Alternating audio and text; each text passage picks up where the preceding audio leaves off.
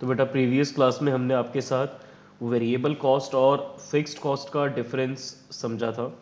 आज हम उसी को आगे कंटिन्यू करेंगे, बट वो स्टार्ट करने से पहले एक बार मैं आप लोगों को एक्सप्लिसिट और इम्प्लिसिट कॉस्ट के बीच में डिफरेंस क्लियर करना चाहता हूँ।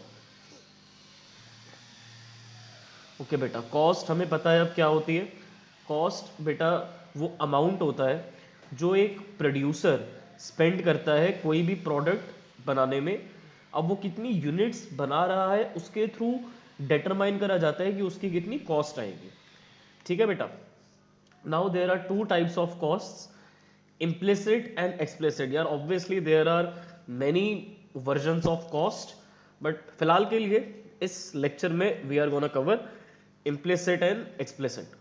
तो बेटा implicit कॉस्ट वो कॉस्ट होती है जो हमें नज़र नहीं आती पर वहाँ पे हमें रिकॉर्डिंग करने की ज़रूरत होती है। मतलब बेटा अगर आपकी अपनी फैक्ट्री है और आप उस फैक्ट्री के सीईओ हो, let's suppose you are the chief executive officer of so and so factory, तो बेटा आपकी मेहनत की भी तो वैल्यू होगी ना, या फिर आप अपनी मेहनत को लेट गो कर दोगे।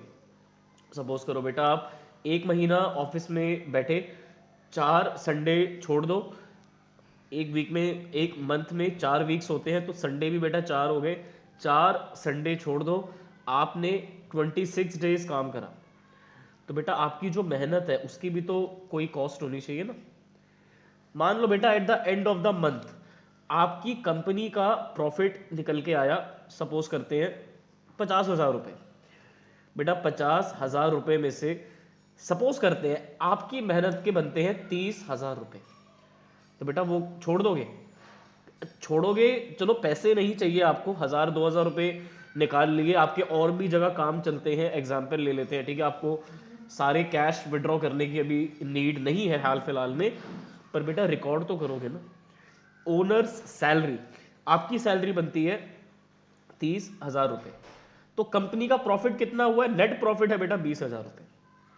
तो जो टैक्स चार्ज करा जाएगा वो 50,000 पे नहीं करा जाएगा, आपका चार्ज करा जाएगा 20,000 के हिसाब से, क्योंकि बेटा 30,000 रुपये तो आपकी सैलरी के बनते हैं, तो 50,000 में से 30,000 रुपीज को सेपरेट कर दो, वो आपको बिलोंग करते हैं, चाहे आप विड्रॉ करो या नहीं करो, बट टैक्सेबल इनकम जो होगी वो 50,000 नहीं होगी। Taxable income will only and only be 20,000। ठीक है, तो कॉर्पोरेट टैक्स आपका 20,000 पे लगेगा। अब बेटा सपोज करो कि आपको पैसों की कुछ ज़रूरत पड़ गई, आपके पास दो ऑप्शंस हैं, या तो आप बिजनेस से पैसे निकाल लो या फिर आप बैंक से लोन ले लो।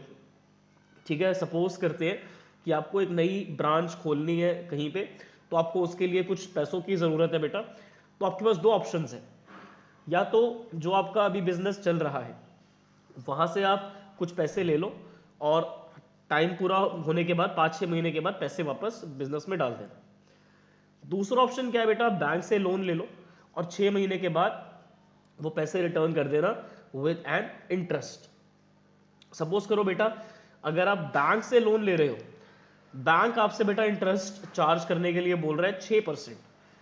सपोज करते हैं बेटा अगर आपको 1,00,000 रुपए का लोन चाहिए, तो बैंक बेटा आपसे इंटरेस्ट चार्ज करेगा 6% के हिसाब से 6,000, राइट। अगर आपको वो लोन 6 महीने में पे बैक करना है बैंक को, तो बेटा कितना इंटरेस्ट बनता है? 3,000 रुपये, आधा हो गया ना।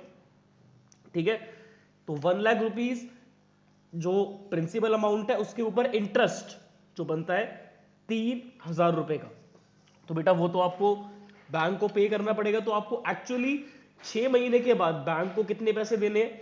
1,03,000। 1,00,000 रुपीज बेटा प्रिंसिपल अमाउंट हो गए और 3,000 रुपये उस पर इंटरेस्ट हो गए, तो टोटल अमाउंट बन गया 1,03,000 का। सपोज करते हैं आपने ये प्लान अवॉइड करा और आपने सोचा कि क्यों ना बैंक से पैसे लेने के बजाय अपने बिजनेस से पैसे निकाल लेते। बिजनेस में भी तो पैसे कैश पड़ा है। मान लो बिजनेस में फिलहाल 2,00,000 रुपए का कैश पड़ा है, आपने सोचा बैंक में जाऊंगा, इतने डॉक्यूमेंट्स दूंगा, सिक्योरिटी रखवाऊंगा, कोलेट्रल, फिर जाके लोन मिलेगा, मिलेगा भी या नहीं पता नहीं, बेटर क्या है, बिजनेस में पड़े हैं 1 लाख रुपए निकाल लो, पर बेटा क्या बिजनेस का इंटरेस्ट नहीं बनता कि वो आपसे कुछ अमाउंट चार्ज करे। बैंक वाले तो 6% ले रहे हैं, तो क्या उस लॉजिक से बिजनेस का इंटरेस्ट नहीं बनता? क्योंकि बेटा बिजनेस और बिजनेस का ओनर दोनों सेपरेट होते हैं। बिजनेस अलग है, जो उसको रन कर रहा है, जो ओनर है वो अलग है बेटा। तो अगर ओनर बिजनेस से 1 लाख रुपए विड्रॉ कर रहा है, जिसको हम ड्राइंग्स बोलते हैं अकाउंटेंसी में, तो बेटा 6 महीने के बाद वो पैसे बिजनेस में वापस भी तो डालने हैं। अगर नहीं डाले तो चलो कोई बात नहीं, बिजनेस अपना है, बट रिकॉर्ड तो करोगे ना कि ड्राइंग करी है वर्थ ₹1 लाख। अब 6 महीने पूरे हो गए, तो कायदे से आपको 1 लाख रुपए बिजनेस में वापस डालने चाहिए, तो रिकवरी हो जाएगी। अगर नहीं डालोगे तो वो ड्राइंग्स में ही रिकॉर्ड होके रह जाएगा। मान लो आप बिजनेस में पैसे वापस नहीं डाल रहे, तो बेटा एक साइड से तो ये बिजनेस का लॉस है ना, कि 1 लाख रुपीज आपने बिजनेस से लिए, तो वो तो बेटा ड्राइंग हो गई। बेटा उस पे जो 1 लाख रुपए का बिजनेस को आपने लॉस करवाया वो तो अलग कॉस्ट है, पर बेटा उसके ऊपर इंटरेस्ट बनता था 3,000 रुपए, क्योंकि बैंक से अगर आप लोन लेते तो बैंक को आपको 3,000 रुपए इंटरेस्ट देना पड़ता। अब क्योंकि आपने बैंक के बजाय बिजनेस से पैसे अपने अपने बिजनेस से पैसे निकाले हैं, तो बेटा इंटरेस्ट ऑन ड्रॉइंग्स बनता है 3,000 रुपये, नहीं बनता। तो बेटा बिजनेस का 3,000 रुपये का घाटा हुआ अलग, और 1 लाख रुपए जो आपने निकाले थे वो अलग। तो बेटा अगर आप 1 लाख रुपए बिजनेस में वापस डाल भी देते हो, तो बेटा फिर भी बिजनेस का 3,000 रुपये का लॉस हुआ है, क्योंकि वो पैसे 1 लाख रुपए जो आपने लिए, अगर वही पैसे आप लेने के बजाय किसी और को लोन देते, तो वो बेटा आपको 1,03,000 रुपये देता, आपके बिजनेस को 3,000 रुपये का प्रॉफिट होता। अब वो 3,000 रुपये क्या बन के रह गया, इंटरेस्ट ऑन ड्रॉइंग्स, कि ओनर ने 1 लाख रुपए लिए थे, 1 लाख तो वापस आ गए, पर 3,000 नहीं आए जो इंटरेस्ट बनता था। तो बेटा वो घाटा हो गया 3,000 रुपये का, वो रिकॉर्ड करा जाएगा। मान लो बेटा फैक्ट्री आपकी अपनी है, आपने रेंट पे नहीं ले रखी, पर बेटा जब खरीदी थी तो उसकी वैल्यू थी ना, उसकी वैल्यू थी ना। पर बेटा जो आपके एक्सपेंसेस हैं वो तो मंथली है ना, जैसे जो बिजली का बिल आता है, पानी का बिल आता है, ठीक है, एम्प्लॉयज की सैलरी, लेबर की वेजेस, तो बेटा ये तो महीने के हिसाब से आप देखते हो। तो बेटा जो आपकी प्रॉपर्टी की वैल्यू है वो भी आप रेंट में मंथली देखोगे, क्योंकि बेटा जो भी चीज़ आप बना रहे हो उस पर एक कॉस्ट निकालनी पड़ेगी, कि जो भी प्रोडक्ट आप बना रहे हो अपनी फैक्ट्री में, मान लेते बेटा आपकी फैक्ट्री में आप कैलकुलेटर्स बनाते हो, बेटा कैलकुलेटर बनाने के लिए रॉ मटेरियल लगता है, प्लास्टिक लगता है, सिंथेटिक रबड़ लगता है, कॉपर लगता है, वायर वगैरह, ठीक है, पेंट लगता है, तब जाके बेटा कैलकुलेटर बनता है। बेटा कैलकुलेटर बनाने में ये सब जो रॉ मटेरियल आपका यूज हो रहा है, मान लो जिस एरिया में आप ये बना रहे हो कैलकुलेटर, वो एरिया आपका अपना है, ठीक है, तो बेटा उस पर जो आपके खर्चे आएंगे रॉ मटेरियल के, मशीन चलेगी तो बेटा बिजली का एक्सपेंस आएगा, ऑयल का खर्चा होगा, ये जो मैंने रॉ मटेरियल के पीछे भी नाम लिए थे ये बेटा आपके रॉ मटेरियल इसमें जाएंगे, राइट। तो बेटा ये सब जो खर्चे हैं ये आपको नज़र आ रहे हैं, दिख रहे हैं। बेटा प्लास्टिक खरीदोगे, सिंथेटिक रबड़ खरीदोगे, पेंट खरीदोगे, कॉपर खरीदोगे, तो ये सब खर्चे देने पड़ेंगे जहाँ से खरीदोगे सामान, राइट। तो जब आप कैलकुलेटर को बेटा सेल करोगे मार्केट में, कस्टमर को बेचोगे, आपका कस्टमर कौन होगा, होलसेलर, रिटेलर, या कोई एजेंट जिसको बेचोगे वो आगे बेचेगा फिर, ठीक है। आप फैक्ट्री से सीधा कस्टमर को तो बेच नहीं सकते, है ना, मतलब बेच सकते हो पर बल्क में बेचोगे ना यार, है ना, तभी तो आपकी कॉस्ट कवर अप होगी, नहीं तो घाटे में जाओगे, राइट। तो इसीलिए बेटा ये जो आप जिस एरिया में आप बिजनेस कर रहे हो, अगर वो आपकी अपनी प्रॉपर्टी है, तो बेटा ये जो बाकी खर्चे आप जोड़ोगे ना, रॉ मटेरियल कितने का आया, इलेक्ट्रिसिटी बिल कितने का आया, बिजली का बिल कितने का आया, टैक्स कितना जाएगा, तब जाके आप बेटा कैलकुलेटर का प्राइस बता लगाओगे कि इतने प्राइस पर मुझे कैलकुलेटर को बेचना है, ये मेरे खर्चे हैं। पर बेटा अपने खर्चे मत भूल जाना, आपकी सैलरी वो भी जोड़ो कि आपकी कितनी सैलरी बनती है, बेटा ये भी जोड़ो कि आपका रेंट कितना बनता है इस प्रॉपर्टी का, ठीक है। तो बेटा जो खर्चे नजर नहीं आ रहे वो भी आप जोड़ो, ठीक है। और बेटा ऊपर से आपने बिजनेस में पैसे इन्वेस्ट करे हैं, आपने बिजनेस में पैसे इन्वेस्ट करे हैं बेटा, तो आपका भी तो इंटरेस्ट बनता है। अगर आप बैंक में एफडी करवाते तो एफडी पे इंटरेस्ट मिलता ना। अब बैंक में पैसे डालने के बजाय आपने बिजनेस में पैसे जमा करवाए हैं, तो बेटा बिजनेस से जितना इंटरेस्ट आपको चाहिए वो आप ऐड करो। सब कॉस्ट ऐड करने के बाद जो खर्चे हैं वो ऐड करने के बाद प्रॉफिट ऐड करो, तो निकल के आ जाएगा आपका सेलिंग प्राइस कितना होना चाहिए। तो एक यूनिट को बनाने की कितनी कॉस्ट आ रही है और उस पर कितना प्रॉफिट आप चार्ज करने वाले हो, और निकल के आ जाए कितना प्राइस पर आप अपना कैलकुलेटर बेचोगे। तो बेटा वो खर्चे जो नज़र आ रहे हैं जहाँ पर पैसों का इन्वॉल्वमेंट है वो होती है बेटा एक्सप्लिसिट कॉस्ट, जैसे एम्प्लॉयज़ की सैलरी हो गई, या फिर रॉ मटेरियल खरीदने के जो खर्चे हो गए, पानी का बिल, इलेक्ट्रिसिटी एक्सपेंसेस, मशीन में ऑयल डलेगा ऑयल का एक्सपेंसेस, लेबर की वेजेस। तो बेटा ये तो यहाँ पर एक्चुअल मनी इन्वॉल्व होता है, यहाँ पर पेमेंट करनी पड़ेगी, ये एक्सप्लिसिट है। ठीक है, एक्सटर्नल कॉस्ट है, आउटसाइडर को जा रहे हो। बेटा जो इम्प्यूटेड कॉस्ट होती है, इम्प्लिसिट कॉस्ट जिनको हम बोलते हैं, तो बेटा यहाँ पर कोई एक्चुअल पैसे इन्वॉल्व नहीं है। कंपनी का प्रॉफिट हुआ, आप रिकॉर्ड कर लोगे कि आपकी इतनी सैलरी बनती है, पर आप बिजनेस से पैसे निकालोगे नहीं पूरे के पूरे, कुछ तो आप उसमें पड़े रहने दोगे फॉर इन्वेस्टमेंट पर्पसेस, राइट बेटा। और आपने जो बिजनेस से पैसे निकाले थे अपने खर्चे चलाने के लिए, फिर जो आप बिजनेस में पैसे वापस डालोगे, इंटरेस्ट आप वापस नहीं डालोगे बिजनेस में, राइट। तो वो रिकॉर्ड कर लोगे कि इतना इंटरेस्ट लॉस हुआ है बिजनेस का, और आपका कितना इंटरेस्ट बनता है वो भी रिकॉर्ड करोगे। आपने पैसे डाले तो इंटरेस्ट आपकी कैपिटल पे कितना बनता है, राइट। तो कैपिटल पे कितना इंटरेस्ट बनता है, आपकी सैलरी कितनी बनती है, बिल्डिंग का रेंट कितना है अगर आपकी अपनी प्रॉपर्टी है तो बेटा वो खर्चे भी रिकॉर्ड करो। तो दोनों खर्चों को प्लस करो, तब जाके बेटा पता लगा पाओगे कि टोटल कॉस्ट कितनी आ रही है एक फलाना प्रोडक्ट की। ठीक है ना। तो अपने सारी कॉस्ट ऐड कर दो, आपकी सैलरी, लेबर की वेजेस, एम्प्लॉयज की सैलरी, बिल्डिंग का रेंट, अगर आपकी अपनी है तो भी रेंट रिकॉर्ड करो, और अगर किसी को एक्चुअल रेंट पे कर रहे हो, मतलब किसी से प्रॉपर्टी रेंट पे लिए, तो वो भी रिकॉर्ड करो। ठीक है बेटा, जो मशीन आपने खरीदी हुई है उसकी जो कॉस्ट आप रिकवर करोगे पर यूनिट में, कितना आप जोड़ना चाहते हो अमाउंट उसमें।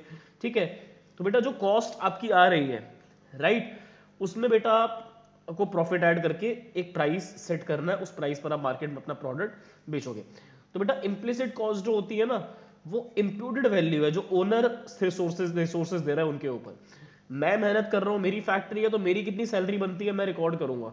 जैसे बाकी सब लोग जो मेरी कंपनी में काम कर रहे हैं उनको तो मैं सैलरी दूंगा, बट अपनी भी मैं रिकॉर्ड करूंगा साथ में, मेरी इतनी बनती है। फिर चाहे मैं कंपनी से निकालूं या कंपनी में पड़े रहने दूं, रिकॉर्ड जरूर करूंगा वो, क्योंकि कस्टमर से मुझे वो अपनी मेहनत भी तो कवर करनी है, नहीं करनी है। फिर बेटा एक्सप्लिसिट कॉस्ट, जहां पर हमें बाहर वाले लोगों को पैसे देने पड़ते हैं बेटा। ठीक है बेटा, इम्प्लिसिट कॉस्ट में कोई एक्चुअल पैसे इन्वॉल्व नहीं होते, बट रिकॉर्डिंग होती है, उनकी कवर जरूर करा जाता है, पर एक्चुअल पेमेंट खुद को क्या करना। ठीक है, जब निकाल लो, मना नहीं कर रहे, एक्चुअल पेमेंट हो सकती है, बट जनरली उस पूरी नहीं पेमेंट होती, थोड़ा बहुत निकाला जाता है बिजनेस से अपने एक्सपेंसेस चलाने के लिए। बेटा एक्सप्लिसिट कॉस्ट में तो एक्चुअल पेमेंट इन्वॉल्व होती है, तो बाहर के लोगों को पे करना होता है ना बेटा। देन इम्प्लिसिट कॉस्ट में बेटा इंटरेस्ट ऑन कैपिटल जो आपकी बनती है, ओनर ने जितनी मेहनत करी उसकी सैलरी। और बेटा एक्सप्लिसिट कॉस्ट होती है कितना रेंट आपने पे करा आउटसाइडर को, अगर किसी बाहर वाले पर्सन की बिल्डिंग पे काम कर रहे हो तो बेटा उसको रेंट देना पड़ेगा। अगर अपनी बिल्डिंग पे काम कर रहे हो तो बेटा ओनर्स रेंट यहाँ पर आएगा, राइट बेटा, ओनर्स रेंट यहाँ पर आएगा। जो भी बेटा ओनर का होगा ना वो बेटा आएगा इम्प्लिसिट कॉस्ट में, और जहां पर एक्चुअल पेमेंट इन्वॉल्व होगी बेटा वो आएगा एक्सप्लिसिट कॉस्ट में।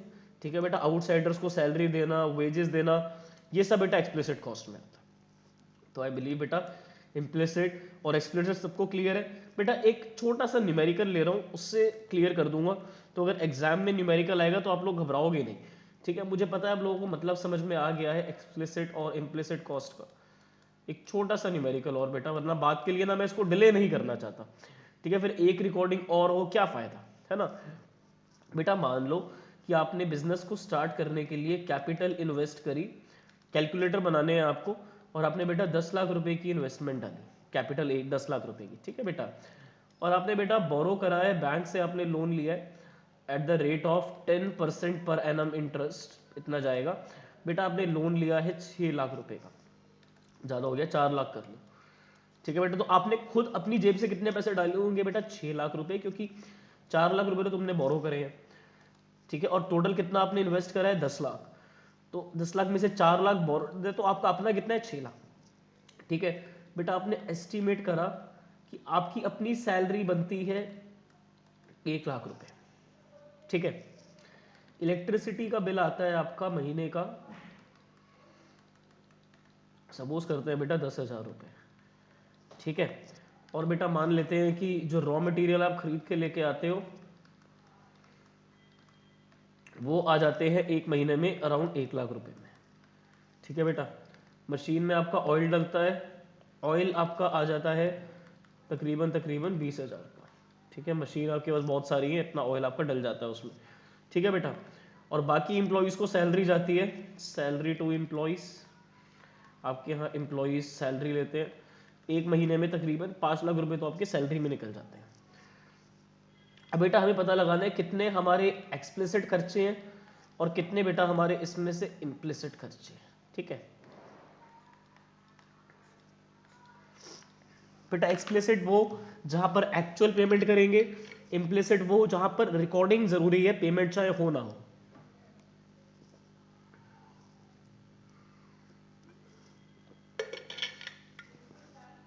बेटा बिजनेस को स्टार्ट करने में 10 लाख रुपए लगाए, यहां तो कोई कॉस्ट नहीं है।